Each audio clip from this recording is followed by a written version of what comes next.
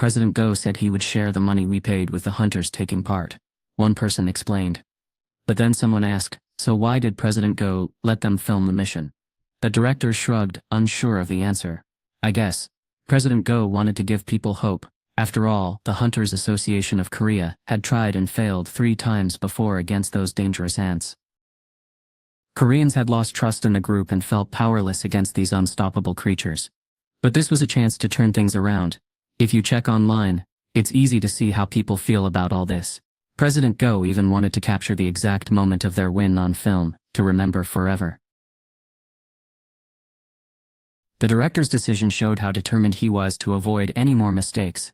The cameraman nodded in agreement with the director's plan. His face turned serious as he checked his watch, and stood up. It's time for me to go, he said. The director bowed deeply to him. Good luck, sir, he called out. Thump, thump, thump, thump. Thump, thump. The helicopter carrying the hunters lifted into the air. Even Dong-wook, usually so cheerful, Jongin, always confident, and Yoon-ho, forever optimistic, looked serious now. The cameraman did a final check on his gear. He had a camera mounted on his head for easy movement. I wouldn't have taken this job if the camera was going to get in my way, he muttered to himself. The helicopter was heading to the most dangerous place in Korea, maybe even in the world. The cameraman swallowed hard.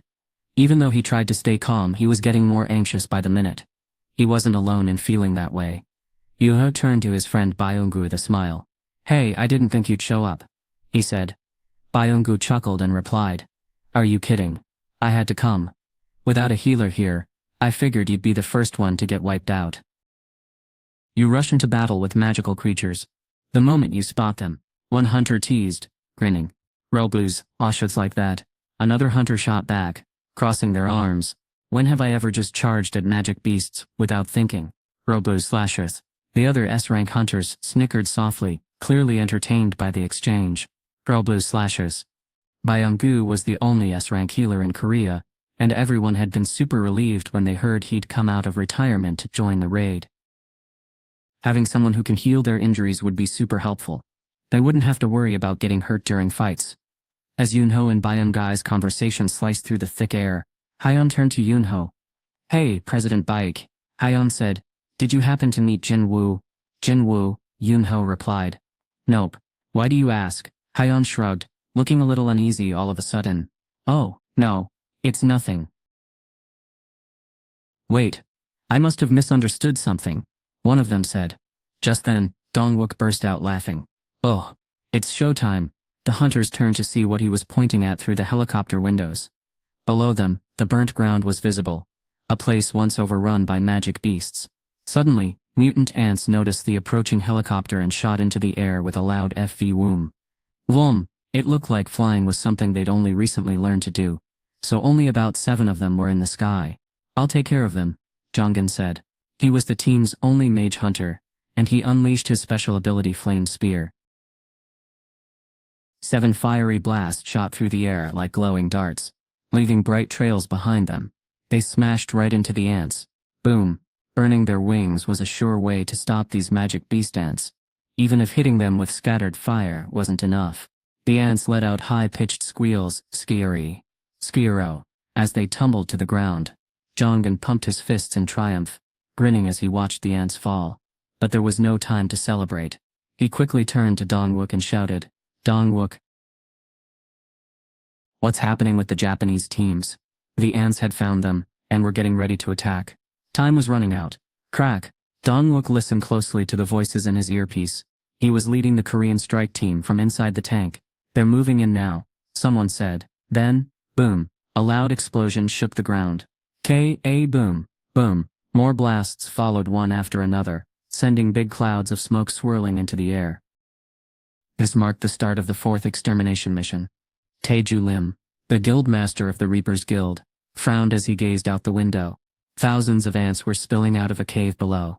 They split into 4 groups and began crawling toward the east, west, north, and south edges of the island. These guys are seriously creepy, someone muttered. Looks like that's every last one of them. The line of ants slowly fizzled out, leaving behind a huge hole in the ground, the entrance to their underground cave. The entrance was as wide as a highway tunnel, so you can imagine how enormous the cave inside must have been. It made sense that the queen would be hiding deep within the cave. The strike team had one mission: take out the queen. "Hey everyone," Jong-wook called out, signaling for his team to come together. He even waved over the cameraman, who was hanging back uncertainly. They huddled together. After running hundreds of practice runs, the Japanese hunters figured out, "We've got about an hour to take out the queen, however we can," he said. He didn't need to say what would happen if they failed. This time, there was no backing down, no way to call off the mission like before. Deserters would find themselves stranded among the ants. As Dong-wook looked each member in the eye, they all nodded back, determined. "These are the best teammates I could have hoped for. This kind of team would never assemble again, unless another tragedy occurred." Dong-wook considered it an honor to be their leader.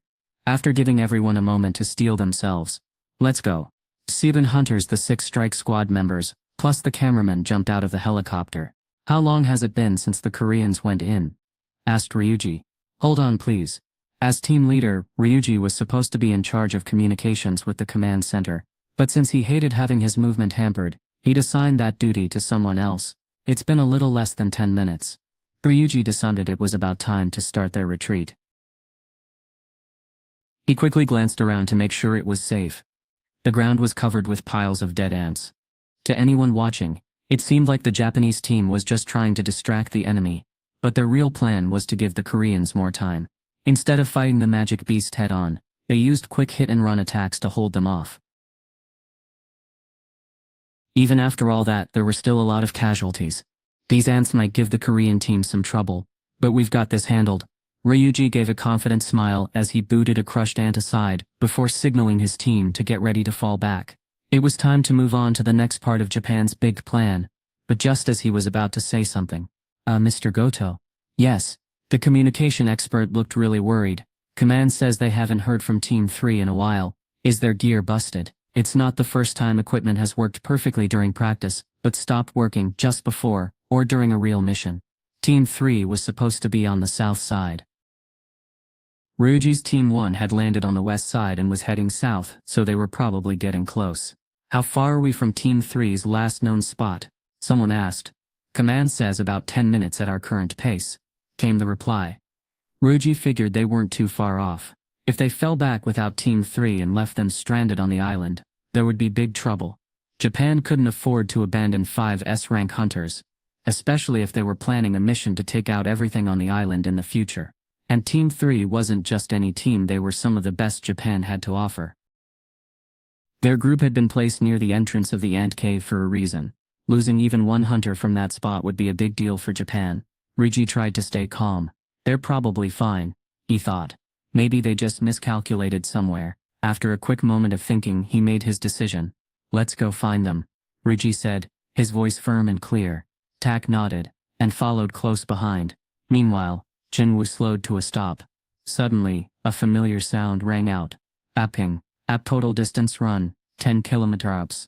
You have completed running 10 km/h. Unlike the first time he'd done this daily quest, Jin-Woo wasn't even breathing hard now. Running 10 kilometers every single day had become as normal as brushing his teeth.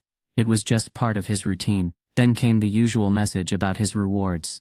Path stats. He had 3 ability points to spend, and decided to put 2 into agility and 1 into strength. App stats, strength, 29 to stamina, 200 agility, 10 intelligence, 20 physical perception, 200 physical damage reduced by 46%. Jin-Woo smiled, satisfied with how his numbers were looking.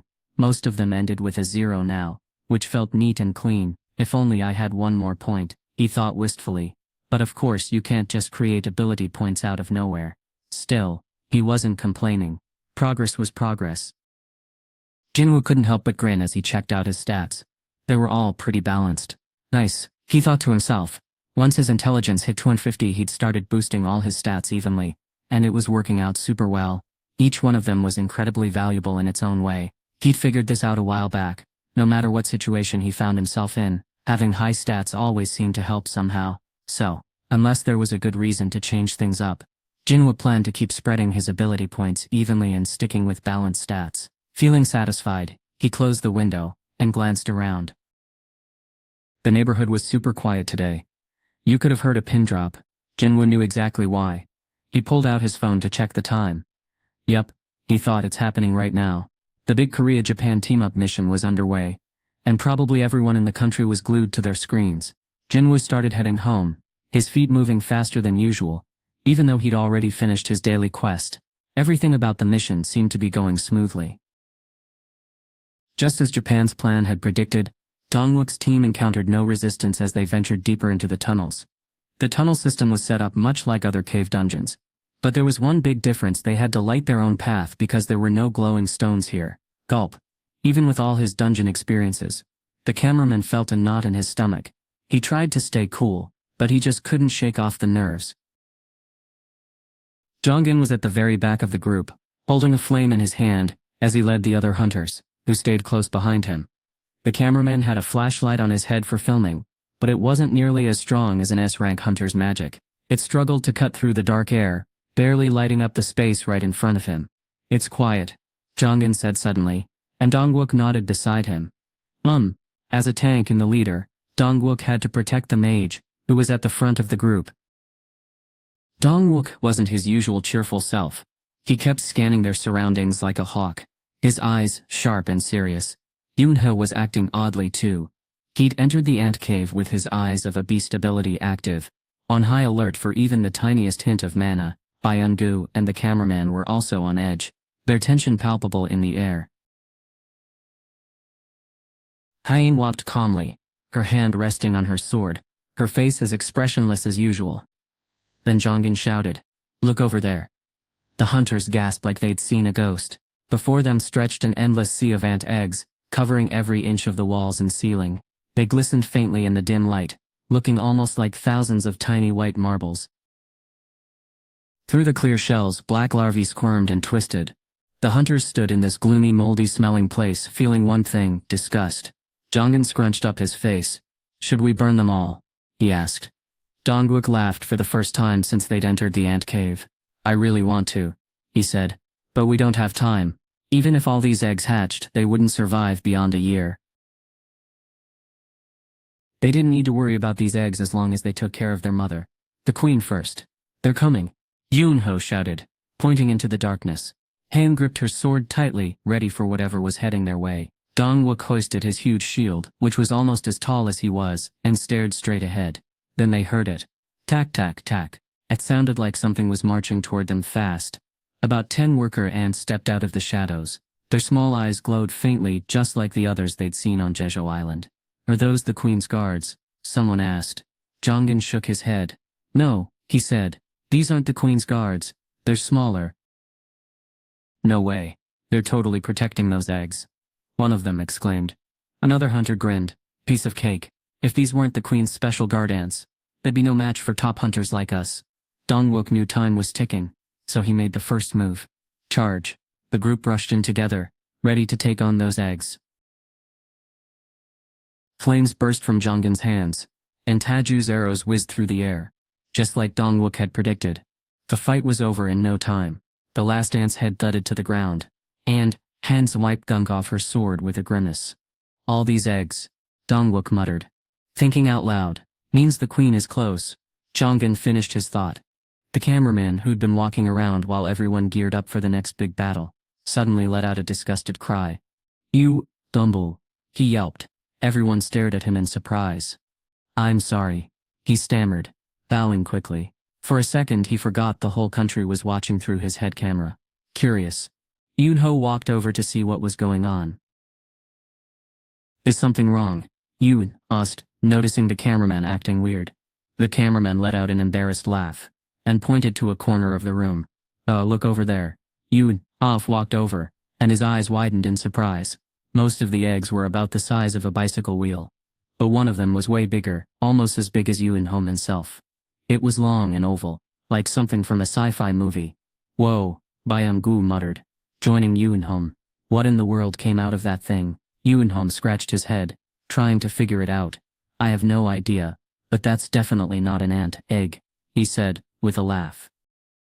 "We just have to get rid of the queen," someone said, trying to sound calm. "Don't worry about anything else."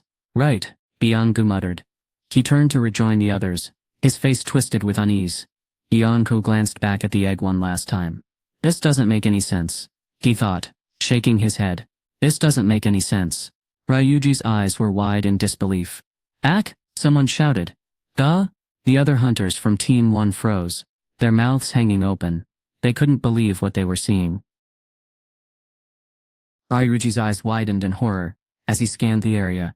There they were, Team 3's hunters, exactly where contact had been lost. But something was horribly wrong. Their heads were missing. 5 of his colleagues lay lifeless on the ground, their bodies mutilated beyond recognition. Ryuji's stomach twisted into knots as he knelt to examine the grim scene more closely. He gently rubbed his temples, trying to process what he was seeing. It wasn't a clean cut or a blade that had taken their heads. No, these had been ripped off with brute force. The thought sent a shiver down Ryuji's spine. What kind of creature could do this? He stared at the bodies, his mind racing, when suddenly another hunter nearby spat out a disgusted curse. Those blasted ants. Ryuji shook his head, his thoughts swirling with unease and confusion. Definitely not the ants, Ryuji said firmly. What are you talking about? Whatever did this? There was only one of them. No way. That can't be right. Ryuji's throat tightened as he swallowed hard. The area was eerily calm. No signs of a fight. No struggle at all. If the ants had wiped out Team 3, there should have been dead ants, or some clue that a battle had happened. But Ryuji found nothing like that. And then there were the wounds on the hunters. Based on where everything was, it looked like the same creature had done all of this. How could just one magic beast take down Japan's best hunters? It didn't make sense. There was only one possible answer. This had to be the work of an S-rank dungeon boss. Ryuji quickly grabbed the communicator from his teammate and spoke firmly into it. This is Goto. Go ahead. The voice on the other end replied. Where's the queen? Did she leave the cave? We'll check where she is right now. The Japanese team had a special satellite with a camera that could detect mana. Only the United States, Japan, and China had this kind of tech. But here's the thing. China got their technology by hacking the American system. So really it all started with the US and Japan. With their fancy satellite, they could track down the Queen Ant's exact location. After all, they'd bragged about how powerful their equipment was. No sir. A voice crackled over the receiver. The Queen has been in her den the whole time. But here's the thing. The Korean hunters are heading straight for it right now. Ryuji's eyes widened as he jumped to his feet. His heart felt like it dropped into his stomach. This can't be happening. He started breathing quickly, his mind racing. Something was going really wrong. Tell every Japanese hunter to leave the island. Now, Ryuji ordered urgently. We need to get out of here as fast as possible. Got it, the voice replied. Ryuji turned off the communication device and stood there, his heart pounding in his chest. His face looked super serious. Did we miss something? They had planned for every possible problem to make sure the mission went smoothly. But there was one thing they hadn't seen coming. 5 of Japan's best hunters being wiped out. Wait a second. Something hit him all at once. 4 months ago, something weird had happened. The scientist had been keeping a close eye on the Queen Ant when something strange happened. Her special power suddenly plummeted to less than half of what it usually was. The team figured this might have to do with how long she could live, so they predicted her time was almost up more than once. But guess what? She kept bouncing back. She had slowly bounced back after about a month or so. She got her energy back, and it left everyone totally puzzled, because they had zero clue how it happened. Hey, Mr. Goto? Ryuji was pulled out of his thoughts by someone on his team. He grunted quietly, still crouched down where he'd been examining what was left of Team 3. Now he stood up slowly. This wasn't the time to get sidetracked. Had they gone too deep into the forest? Tack, tack, tack. Hundreds of ants had gathered behind them, clicking their jaws excitedly at the thought of food. Meanwhile, the Korean team entered the Queen's Nest, which was like the boss's lair for this place. It took them 15 minutes to get there, so they assumed the return trip would take just as long. That left them just half an hour to complete their mission. They thought leaving would be quicker since they knew the way now, and they had plenty of time to spare. Dong-wook checked his watch and nodded. Everything was going great. Now the big question was how to finish their mission. Jin-Woo used his sharp eyes of a beast to count the number of enemies waiting. The Queen is all the way at the back, he said, sizing up their challenge. 8 tough-looking guards stood in front of her, their presence intimidating. The queen's guards were way stronger than regular ants, so taking them on alone would be a big challenge for Dongwook. He really needed another tank to back him up. Dongwook turned and called out, "Hunter Chand." "Yes, sir," came the quick reply. "Can you handle the guards while I go after the queen?" he asked. "I've got this," Yin said confidently, her voice short but determined. She had led many Hunters Guild raids as the main tank, so stepping into a support role was no problem. It would be a breeze. Dongwook glanced around at his team members, checking that everyone was ready for what was next. They were all experts at hunting magic beasts, so there was no need for long explanations. "Let's begin," Dongwook said as he stepped forward to face the ants. In that moment Jongin created a massive glowing orb, and sent it floating up to the ceiling. The light filled the whole room, and even the cameraman couldn't help but whisper, "Wow." Wow, what he was seeing was mind-blowing. He muttered softly into a small microphone next to his mouth. "I've gone on tons of raids as an A-rank hunter, but I can't believe how amazing this light magic is. No doubt about it, this must be the best mage hunter in Korea." His words were sent out live to viewers all over the nation. Meanwhile, the cameraman heard through his earpiece that the stream's ratings had shot past 80%. Talk about exciting. Feeling ambitious, he stepped forward to get better footage. But Byung-gu suddenly grabbed him by the shoulder from behind. "Arg!" The cameraman's eyes widened in shock, as Byung-gu's strong grip made him spin around. His mouth dropped open like a surprised fish because of the sharp pain shooting through his shoulder. How is a healer this strong? As he wondered. Stunned, before he could say anything, he noticed that Byung-gu's expression had completely changed from the funny joking guy they'd been hanging out with in the helicopter. Now Byung-gu looked super serious.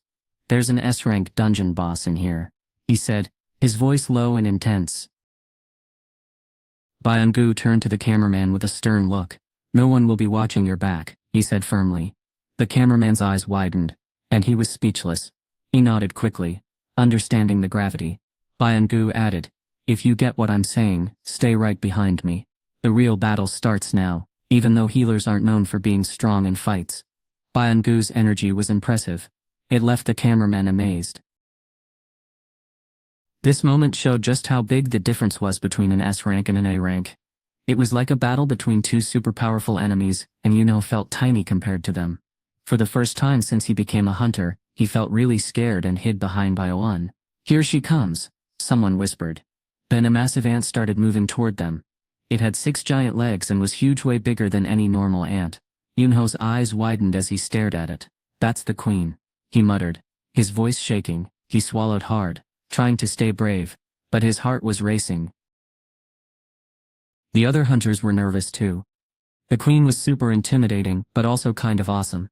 After sneaking past thousands of ants, they were the first hunters to ever see her. It was time to put an end to these annoying little creatures. Yunho's heart pounded at the thought of taking down something so huge. But before he could even think about that, his eyes finally dropped. He had to deal with them first.